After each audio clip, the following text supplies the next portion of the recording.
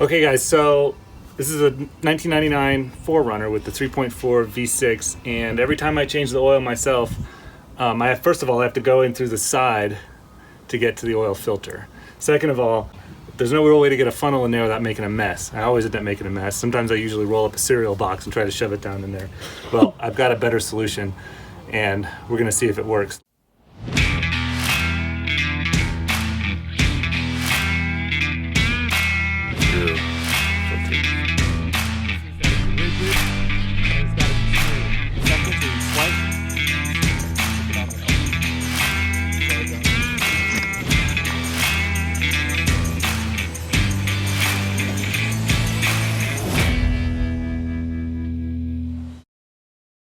Let me show you what I've got first. So that's the filter and that's the funnel, and it's wired in there with some wire. And on the end of the funnel is a hose, a little tube. And that tube comes down right through there. And hopefully this pan is big enough to catch whatever drips and doesn't make it into the hose. So we'll see. All right, here goes.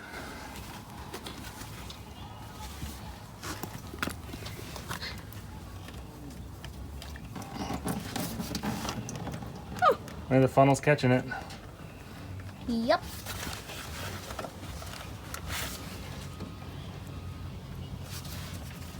Dad, what are you doing? I'm taking the filter off. Oh. The oil filter.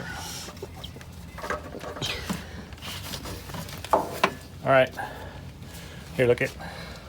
I got the filter off. Now go see if there's oil dripping onto the cardboard down there. Looks pretty good. Look, there's oil coming down right here. So I didn't get it all, but there's oil coming out of the hose. So I got some of it. It's probably about as good as I usually do. Most of it came down here on this engine pan guard. Here it is in place. You see it's working pretty well. I just need to get the new filter on there.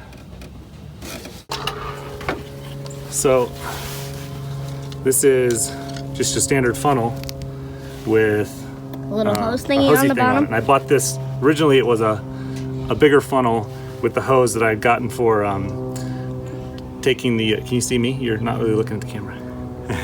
Originally it was a funnel I bought for changing the transmission fluid in a Honda we used to have, but we don't have that car anymore. So I cut the end off, taped it to here, and then it's wired into a hook.